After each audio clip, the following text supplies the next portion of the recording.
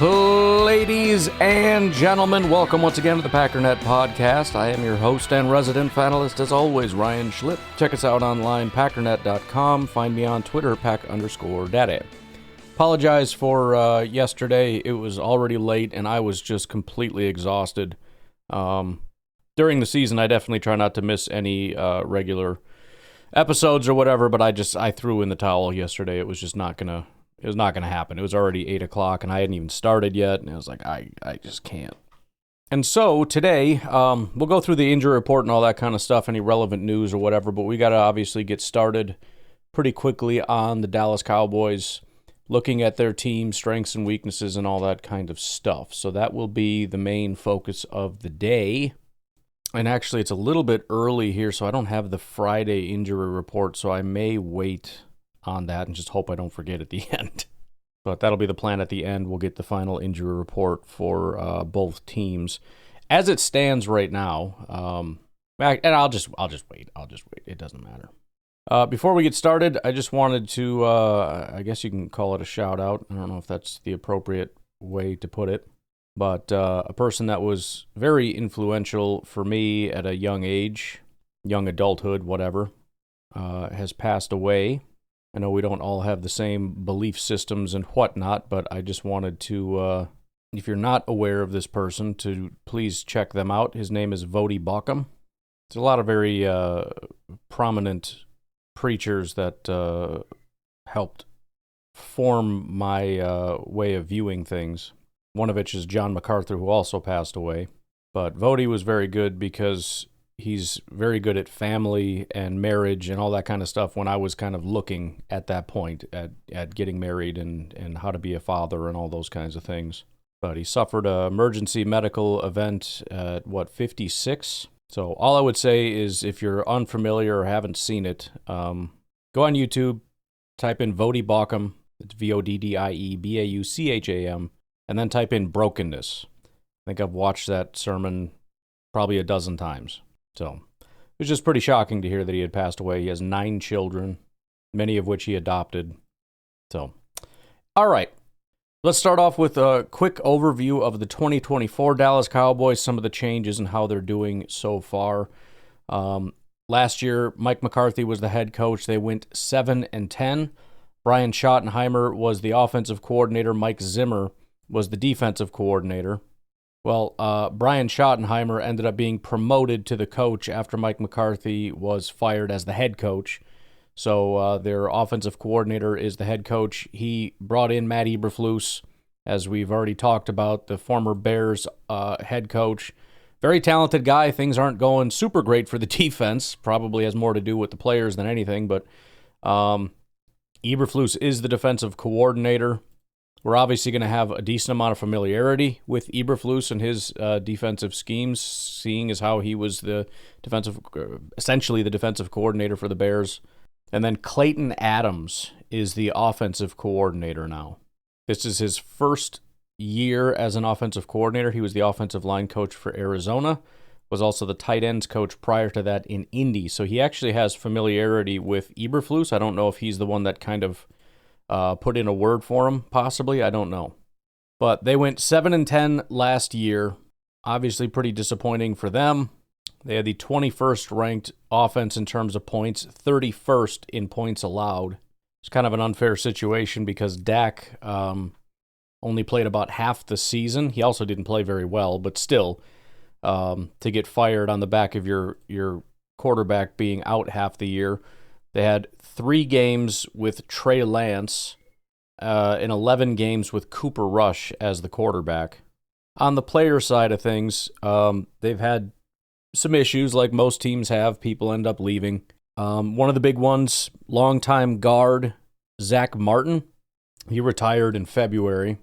He certainly was declining. He is would have been 34, 35-ish if he was playing this year. But he's really started to decline. He was elite in 2021, and then after that is when things started to go downhill. So shortly after the age of 30.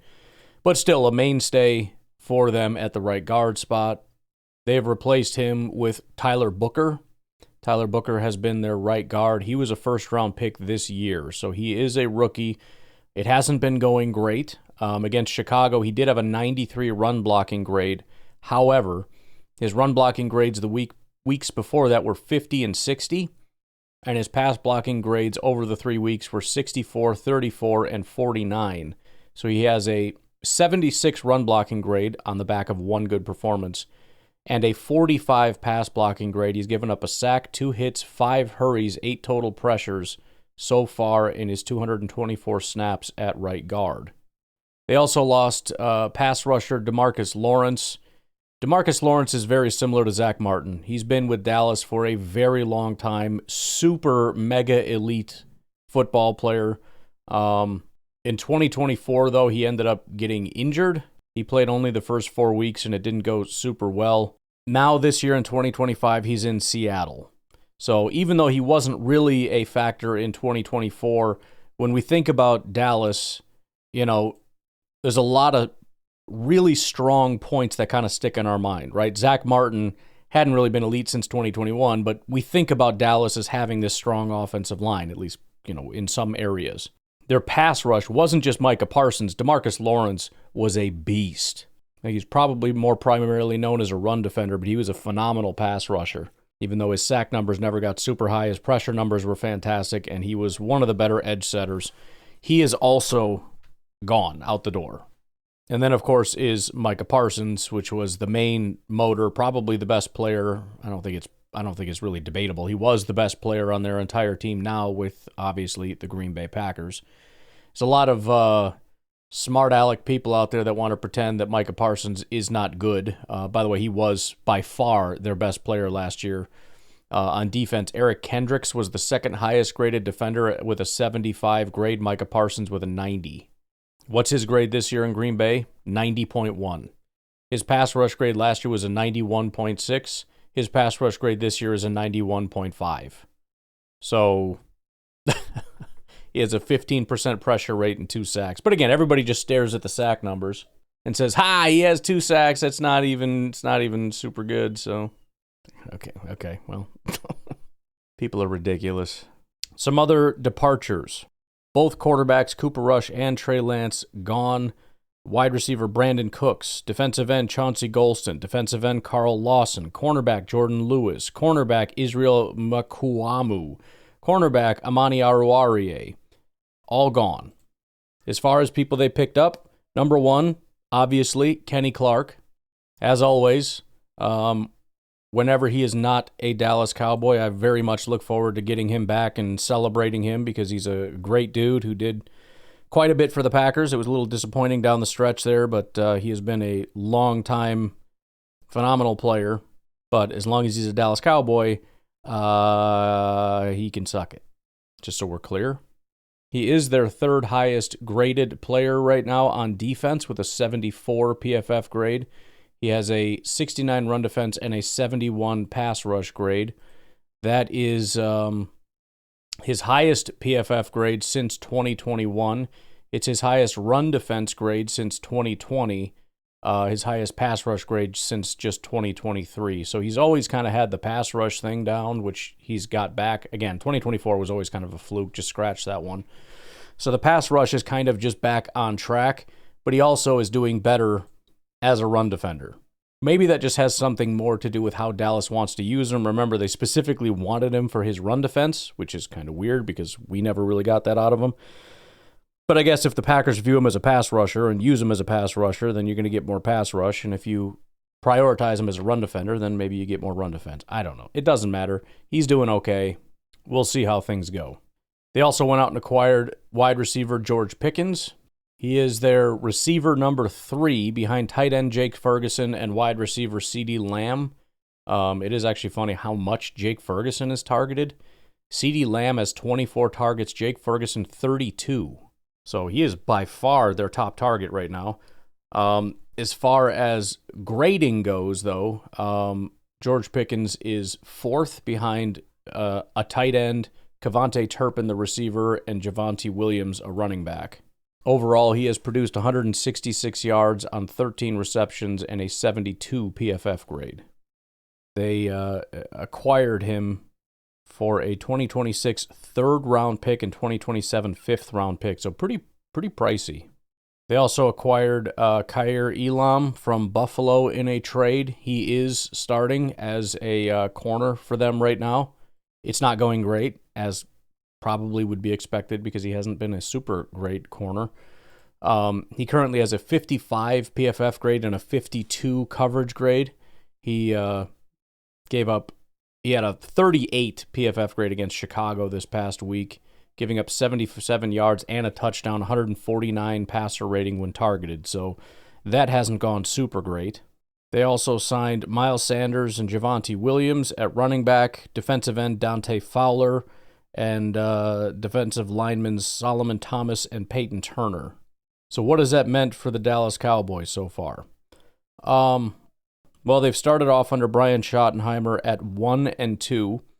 They lost to the Philadelphia Eagles by 4, which again, at the time, I was more or less impressed by. The fact that they kept it as close as they did. I thought either the Eagles are not as good as we thought, or Dallas is maybe better than we thought. Well, then they faced the New York Giants. The Giants put up 37 points against the Dallas Cowboys, force it into overtime, and the Dallas Cowboys obviously barely win that by a field goal, 40-37. Clearly not a good sign when the Giants are hanging 37 on you as far as your defense is concerned, and it's actually pretty shocking that the offense was able to outpace them. I guess that speaks to how bad the Giants' defense is, considering how bad the offense has been in the other two games. It's not super reflected in the overall because, they scored 40, but only 20 points against Philly, and then against Chicago, the offense only scored 14 points. The defense allowed 31. So they've, in the last 2 weeks, given up 37 and 31 points. The offense has scored 20, 40, and 14. As a result, they are 10th in scoring. Again, a little skewed by the Giants game. They are 27th in points allowed. Their yards are 4th. Their defense in yards is 30th. Passing, they rank 14th in net yards per attempt and 27th in interceptions, having thrown 4 already. Defensively, they rank 17th in takeaways with 1 and 32nd in net yards per attempt. The net yards per attempt is 9. Running the ball has been a little bit better. They rank 2nd offensively with 5.4 yards per attempt and 9th defensively at 3.7 yards per attempt. Not super great for an offense that's trying to get the run game going here and has a pretty banged up offensive line as it is. Their defense also ranks 27th in percentage of drives ending in an offensive turnover, 28th in average time per drive, 21st in average plays per drive, 31st in net yards per drive, and 31st in average points scored per drive. If we look at total DVOA, the Green Bay Packers rank 6th. The Dallas Cowboys rank 23rd. That's below Cleveland, for those that are wondering. Offensively, the Green Bay Packers have dropped down to 15th. The Dallas Cowboys have the 10th ranked defense at 8.6%. And then defensively, the Green Bay Packers still rank number 1, minus 31.2. Dallas is ranked dead last at 31.3. So as good as the Packers are, is how bad Dallas is. They're like the mirror image of each other. If we look at Dave, which still kind of mixes in preseason rankings and whatnot, Packers are ranked 8th, Dallas is ranked 19th. Also, maybe should be noted that the first and third games were on the road. The second game was at home. So the game where they scored 40 was at home. I can't imagine home and away makes that big of a difference, but it probably should be noted that perhaps, probably similar to the Packers, the offense is significantly better at home than it is on the road. This game against the Packers will be in Dallas. All right, let's take a first break. We'll come back and take a little bit of a peek into their current roster. We did a little bit. We'll take a look closer. We'll be right back. So Dak Prescott is their quarterback. The guy is honestly So 2 years ago, I had talked about how, this is the year that we beat them in the playoffs. Dak was playing at an MVP level, grading out phenomenally well. Offense was very potent, all that stuff. Dak, despite the, maybe laughing stock is a little bit rough, but despite the fact that Dallas is not getting a ton of respect right now, is playing about as well as he was 2 years ago. Best year of his career was 2023. He had a 90.8 PFF grade. He currently has a 90.2 PFF grade. His passing grade 2 years ago was an 89.8. It's currently an 88.7. He had his lowest graded game against Chicago. It was a 79 overall, 77 passing grade. Now, it has gone down every week. 90, 81, 79, passing 86, 81, 77. But I don't expect the downward trend to continue. I'm guessing it's going to somewhat level off, which will continue this grade, essentially. He currently is thrown for 800 yards, 3 touchdowns, 3 interceptions. That doesn't sound super great when you look at touchdown to interception ratio, but he currently has a 7.9% big-time throw rate, which is psychotic, and a 2.7% turnover-worthy play rate, which is not terrible at all. In fact, he's thrown 4 turnover-worthy plays. 3 of them ended up being caught. To put that into perspective, he currently ranks 16th in turnover-worthy play rate. Jordan Love ranks 21st, 3.1%. Even though he's only thrown 1 interception, he's thrown 3 turnover-worthy plays. Just one of them was caught. Looking at their receivers, based on, let's do routes run, George Pickens is actually their top receiver. It's a little surprising with CeeDee Lamb on the field. I don't know if he went out injured. He played all 3 games, but it's not even close, actually. George Pickens is number 1, 128 routes run. Jake Ferguson, 101. Jalen Tolbert, 95. CeeDee Lamb, 89. But George Pickens, as I said, 71 grade. Tight end Jake Ferguson, 62. Wide receiver Jalen Tolbert with a 60. CeeDee Lamb with a 68. So pretty mediocre group of wide receivers so far. When you look at it in terms of yardage, though, CeeDee Lamb is actually top dog. A lot of that just has to do with his yards per reception, because even on receptions, Jake Ferguson is ahead. But CeeDee Lamb, 16 receptions, 222 yards. Jake Ferguson, 27 receptions, 183 yards. George Pickens, 13 receptions, 166. Javonte Williams, 13 receptions, 59 yards. Kevontae Turpin has 8 receptions for 129. Ridiculous 16 yards per reception. From a yards per route run standpoint, the only guy over 2 is CeeDee Lamb, 2.49 yards per route run.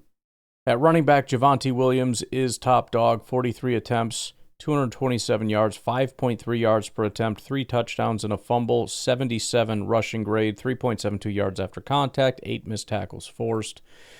Miles Sanders is next man up. He has 18 attempts, 109 yards, 6.1 yards per attempt, a touchdown, a fumble, 67 rushing grade. On the offensive line at left tackle, and this is not a great situation for them either as far as the offensive line is concerned, Tyler Guyton is their left tackle. Guyton was a first-round pick last year. He was pretty bad last year. It's looking worse so far this year. He has a 59.9 run blocking grade on the back of 1 good game against Chicago. The other 2 were 46 and 53, so pretty bad run blocking, worse than his grade would indicate. And a 37 pass blocking grade, 59, 37, and 26 were his grades. He's given up a sack, 2 hits, and 5 hurries. So the left tackle position, really bad. Left guard, Tyler Smith, guy that's been in Dallas for a little bit of a while here. He was a first-round pick, so another first-round pick, but that was back in 2022. He's been actually quite good, although not off to a great start. 58 run blocking, 53 pass blocking. He's given up 3 hurries. At center, a bad position you could argue got worse. Cooper Beebe is a second-year guy. He was drafted in the 3rd round, 2024. He was off to a really bad start. 32 pass blocking grade, 62 run blocking grade. He went on IR with a high ankle sprain. Brock Hoffman seemingly is the backup here. Brock has a 50 pass blocking grade and a 67 run blocking grade. In his first start against Chicago, he allowed 4 pressures, a hit, and 3 hurries. It's kind of a lot for a center. At right guard, as mentioned, they have a new right guard there. It is their first-round pick this year at pick 12 overall. As I said, 76 run blocking, 44 pass blocking, and the 76 run blocking is only good because he had a 93 run blocking grade against Chicago. Otherwise, it's been pretty terrible. So really, really bad there. Finally, the right tackle spot is Terrence Steele. Terrence Steele was a 2020 UDFA. He has been a terrible pass blocker his entire career. Decent run blocker, although against the Giants was pretty terrible. But he's given up 2 sacks, no hits, and 9 hurries, 11 pressures so far in 3 games. The Dallas Cowboys offensive line is bad. Said that last week, and it was. We got there pretty quick. The just frickin' ball came out immediately, and everything was great. But Cleveland has given up the most pressures at 54. Dallas is tied for the second most pressures given up at 45. So another opportunity to be very disruptive along the defensive line. Hopefully it has a little bit more of an impact in this game than it did against Cleveland. We'll see how it goes. All right, defense now. Their 2 main interior guys. Their top guy is Kenny Clark in terms of snaps. We already talked about him. He's having a pretty decent year so far through his first 3 weeks. Next to him is Osa Odigizua. He's a little bit more of the smaller guy, which is typically how you pair these. He's the 280-pound guy. He started to pick things up kind of in year 3 for himself, which was 2023. He's been a decent defensive tackle. His run defense grade so far is a 73. His pass rush grade is a 68.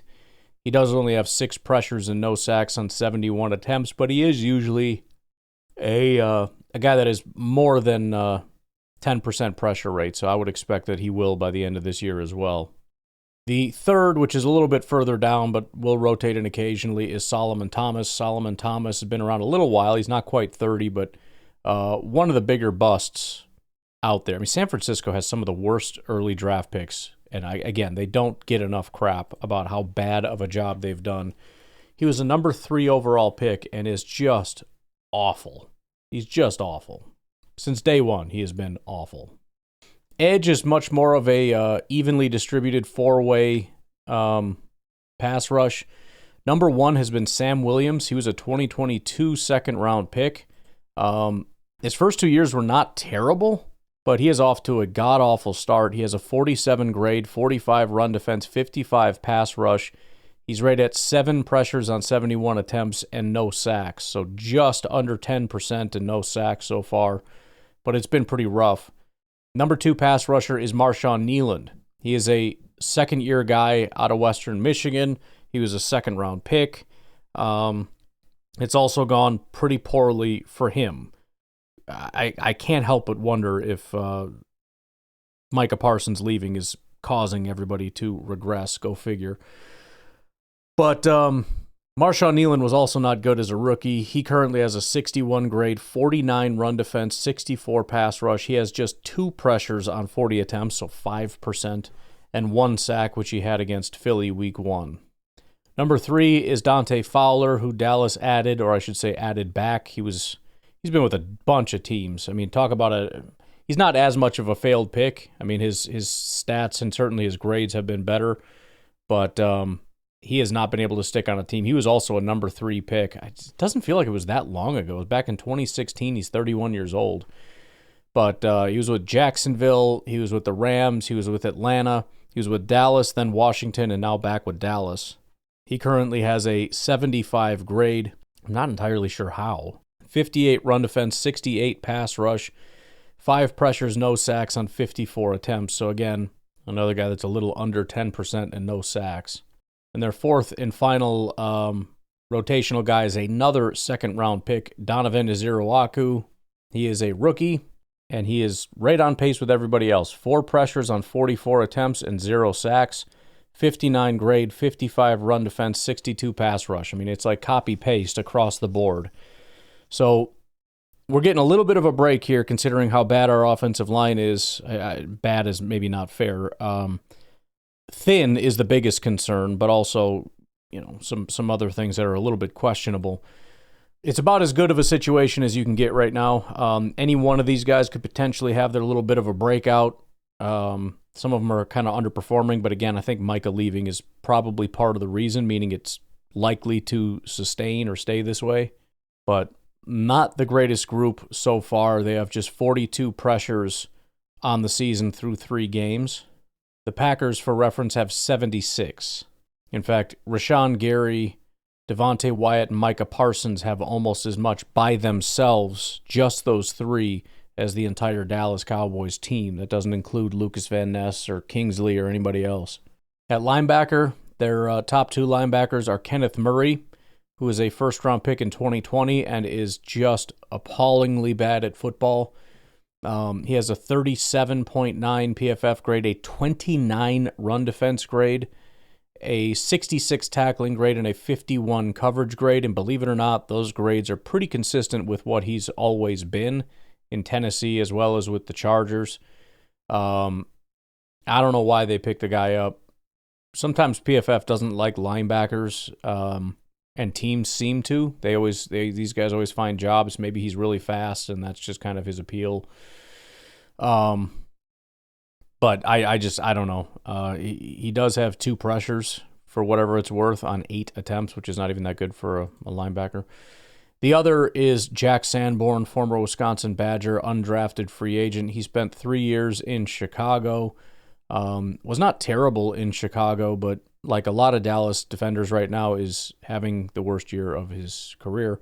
52 PFF grade, 43 run defense grade, 62 coverage grade. At corner, we talked about Kaiir Elam. He has actually been their top corner in terms of snaps taken. And again, not super great. He has a 52 coverage grade, giving up, 209 yards and a touchdown, 137.5 passer rating on the season so far. It is his lowest graded season, although he's never really been very good in Buffalo. Trayvon Diggs is the other guy. It looks like he might have been hurt a couple times because his snap numbers are quite low in a couple different games. I'm sure they view him as their top corner. He was a 2020 second-round pick out of Alabama. Been dealing with some injury issues. He's been dealing with a knee injury for some time now. He underwent a bone graft surgery on his left knee earlier in the year. 2024 season was cut short. Knee issues, ACL tear. So it's been pretty rough. He had kind of his one big breakout year in 2023, which is the year that he got paid his 5-year extension, $97 million. Last year was not great and injured. This year so far, having his worst year to date. 51 PFF grade, 48 coverage grade so far. Even in his limited amount of snaps, only 87 coverage snaps, he's allowed 5 receptions, 139 yards, and 3 touchdowns, 153.3 passer rating when targeted. His last 2 games, 104 yards, my goodness, against the Giants. 104 yards and 2 touchdowns, 158.3 passer rating. Against Chicago, 1 reception, 35 yards, and a touchdown, 135.4 passer rating. Then in the slot, they've got the guy that they just paid, Deron Bland. He got a 4-year extension, $92 million, including $50 million guaranteed.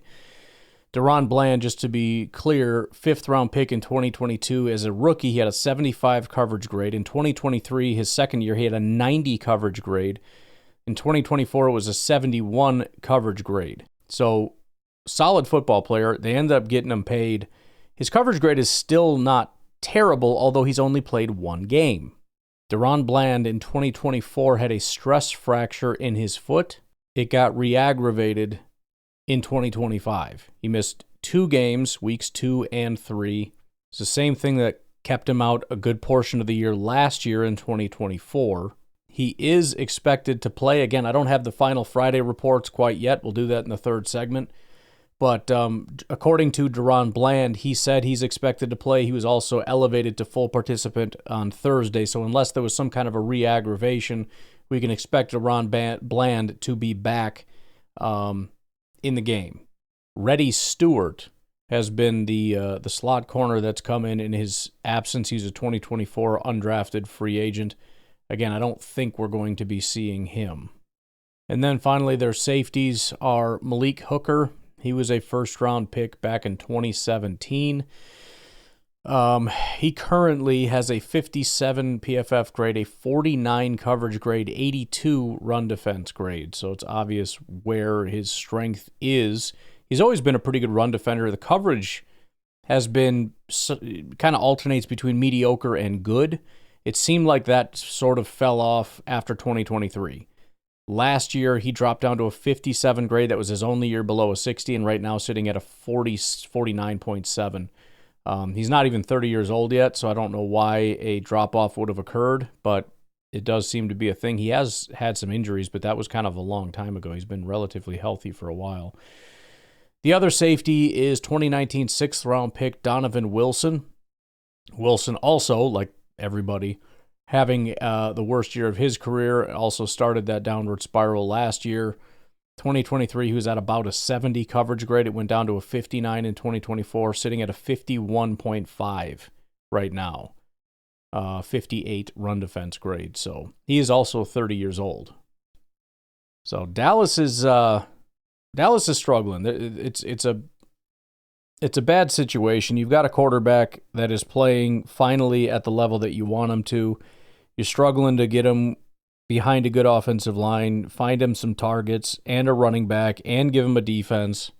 They just seem like they're going in the wrong direction, and it's probably going to be a while before they can rebuild that team, unless they can do some Brian Gutekunst magic and turn the team around in a year. But the team I described is the team we're going up against. It's only been 3 weeks, so it's really hard to tell. Some things are kind of just not where they need to be, and that will kind of turn a corner, and you just hope it doesn't happen against us. But as of right now, at the very least, their defense has been appallingly bad. Their offensive line is really, really not good. But there are still, just from glancing at this, a couple concerns. If you were to look at sort of worst case scenario, number one, their run defense is quite good. If the Packers cannot get the run defense the run game going, that obviously causes problems. Number two, they don't have much pass rush, but it's not terrible. And if our offensive line plays poorly again, now you have a situation similar to the Cleveland Browns where you can't run and passing is a problem because the pass rush is getting home more than it probably should be. On the flip side, they have some concerns, but they also have a better offense than what Cleveland has, with a quarterback playing at a high level and some receivers that are actually pretty lethal. So the score can get away from you. And so you're not going to have 4 quarters to try to establish your offense like you did last week. You never established it, but you're going to have to kind of hit the ground running and score some points because, we'll see. Hopefully the defense can completely shut this down like they have with basically 3 teams up to this point, but that's not a certainty. They don't have much going for them, but if you just look at the couple things that are working well, you can stitch together a perfect story where Dallas ends up winning this game. And it's easier to do than it was against Cleveland, right? I mean, maybe not. I mean, you could kind of figure out the Cleveland story pretty easily, too, if you wanted to. Our offense can't score points, the end. They score almost no points. We score less. But, again, it's going to come down to the Packers demonstrating that they're not this hapless team that really just needs to go against the worst of everything. And if you have one thing working for you, we're in trouble. If this is a dominant team, then Dallas is screwed. End of story. We'll see how it goes. All right, let's take our final break. I'm going to take a little bit of a break myself until the injury report drops. So I will talk to you in a moment. Alrighty, we're back. So the injury list is massive, and most of these guys are going to be playing, but I want to list them out simply because it's important to remember that these guys are going to be playing banged up. So, of the guys that are going to be playing, Carl Brooks has a foot injury. He was limited Wednesday, Thursday, full on Friday. John Fitzpatrick, the tight end, has a groin injury. He's been limited all week. Nate Hobbs has a knee injury. He's been full all week. Hopefully that means he's basically fine and won't be hindered. Josh Jacobs, on the other hand, has been limited all week with an ankle injury. Tucker Kraft has been limited Wednesday, Thursday with his knee/elbow injury. He was full on Friday. Jordan Love still left thumb, full all week. Bo Melton shoulder, full all week. Micah Parsons, with his back injury, has been limited all week. Rasheed Walker, quadricep injury, limited Wednesday, Thursday, full on Friday, which is pretty massive considering our offensive line woes, which I'll get to in a minute. Devontae Wyatt has a knee injury, was limited Wednesday, Thursday, full on Friday. Again, hopefully most of these guys, especially the guys that were full participants on Friday, are no more banged up than your average football player during the season. That still leaves, John Fitzpatrick, Josh Jacobs, Micah Parsons, who were limited through the entire week. In addition to that, Javon Bullard had a concussion. He didn't practice on Wednesday and was limited Thursday and Friday and is questionable for the game. And then from there, we have the three offensive linemen. Aaron Banks, who's been banged up basically since he got to Green Bay, is doubtful to play. He has a groin injury. Zach Tom, our right tackle, is out with his oblique injury. Again, a freaking disaster that we decided to play him last week. Obviously, he was hurt even more and had a bigger setback because now there is just no chance. He hasn't practiced all week. Basically was ruled out in this game pretty immediately. So really not a good situation there. He is out, and our backup right tackle, Anthony Belton, is also out in this game. Meaning we've got a banged up left tackle in Rasheed Walker. Our left guard, I'm assuming, will be Jordan Morgan. Elton Jenkins will be at center. Sean Ryan at right guard, and presumably Darian Kennard will be right tackle. Now, that's not great in and of itself. Kennard has been doing a good job, which is great. So you would hope that maybe this can work. I know it was bad last week, but again, we're assuming that was some kind of a weird fluke. I think the biggest issue right now, however, is the fact that our depth is just non-existent. To my knowledge, we have Donovan Jennings and the recently elevated Brant Banks as our only two healthy offensive linemen that are backups. So not only is it important to keep an eye on how are these guys performing, but we also need to make sure that we keep an eye on how healthy they are, because remember, if anybody goes down, we are really scratching the bottom of the barrel here. We essentially are already down three backups, with two of them starting and one of them injured. Bullard, I'm less concerned about, not trying to pick on Bullard, because I think he has done a relatively good job despite his PFF grades. The bigger reason why I say that is because presumably that just means we get Carrington Valentine all day. The only reason that becomes a problem is if we do not have Bullard and we have issues with Nate Hobbs. At that point, I'm not entirely sure what we're doing.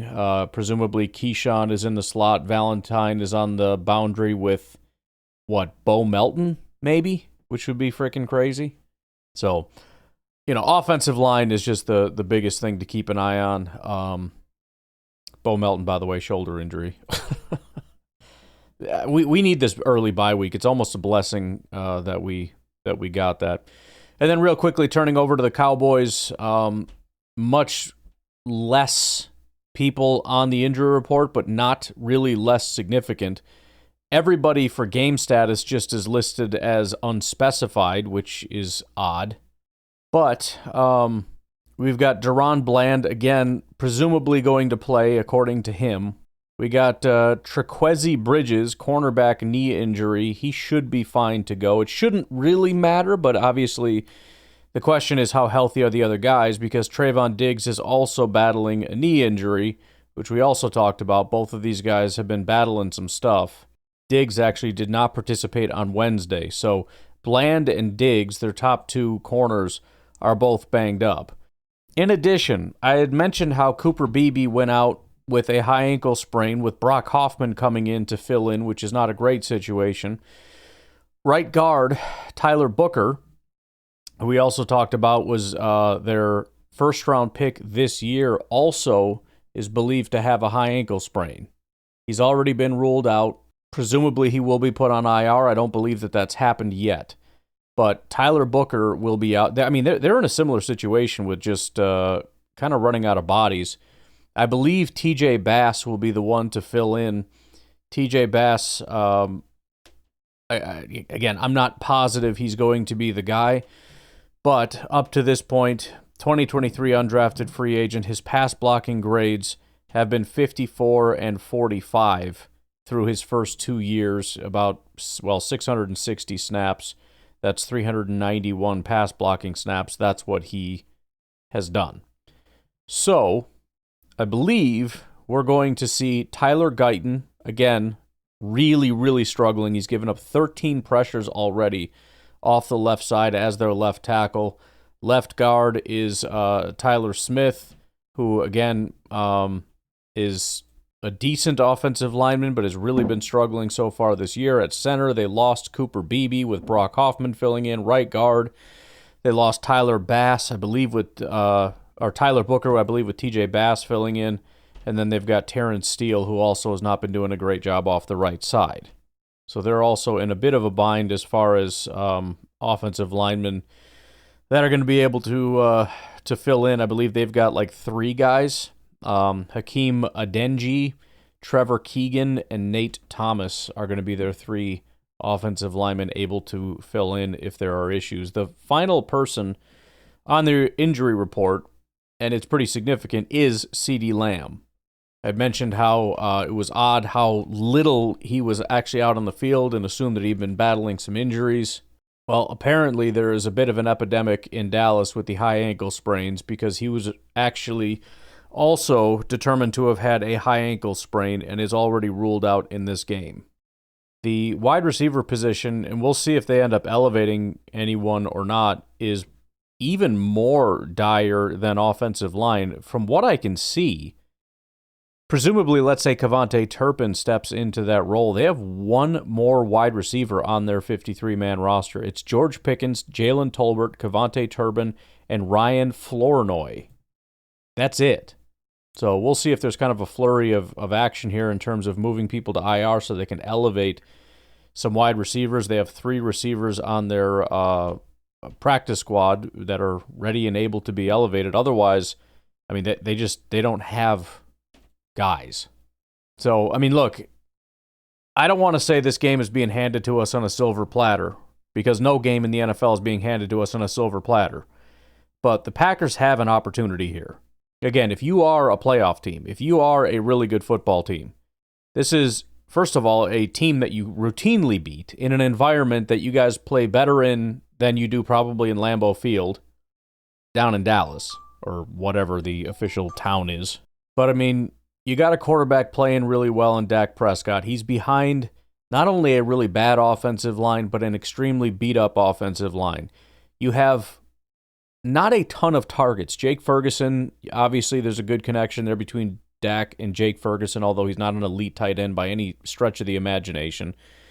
You got George Pickens, who, he's good for a couple highlight reels here and again, but he hasn't been super productive. CeeDee Lamb is by far your top guy. He's out. Turpin is a speed guy for sure, but I mean this is rough, man. Not to mention your defense is a shell of what it was just a couple years ago. And the 2 guys that you at least did like at one point, Trayvon Diggs and Deron Bland, are both beat up, and neither of them are playing at a very... My goodness, with the text messages. See, I put it on mute or vibrate because this stuff happens all the time, and then I can never find it, and I'm like, why don't you just turn it on? What's the big deal? You don't go anywhere. Not going to be interrupting anything or anyone. Just turn it on, full blast. That way when it gets lost, you can hear it ringing in the couch cushions or something. And then ding, ding, ding, ding, ding, ding, ding when I'm trying to do the podcast. Drive me nuts. Anywho, you get the point, right? I'm not trying to necessarily downplay Dallas and tell you that this is going to be an easy game and we're going to destroy them. What I am saying is that there's no excuse for Green Bay in this game. There is a great opportunity to have a bounce-back game here, especially on the road, to get all your crap figured out, especially going into a bye week, right? You got one more week to go all out You don't have a look-ahead game coming up to freak you out. All you got to do is give a crap. All you got to do is not look ahead and say, "Man, I'm 60 minutes away from my vacation." All you got to do is give everything you possibly can to beat the Dallas Cowboys, which is a very important game to win. They're an NFC opponent. You just came off a loss. Pretty much the entire NFC North just caught up to you. And they've got relatively easy games this week. And you can't win next week because you're on a bye week. You have to win this game. It's very important that you win this game. And this is an unbelievably winnable game. You have a stifling defense and a dominating pass rush up against a terrible offensive line for the second week in a row. And your defense, or your offense, is not going up against one of the stiffest defenses in football. They don't have an elite pass rusher on their team. They don't have elite corners. They don't have elite linebackers. They don't have elite safeties. At best, they have mediocre of everything. And that's being extremely generous. There is no excuse for Matt LaFleur, for Jordan Love, for the receivers, the tight ends, the offensive line. Darian Kennard is the only guy that gets about a half of a pass, and he's the only one that hasn't been a letdown on the offensive line so far.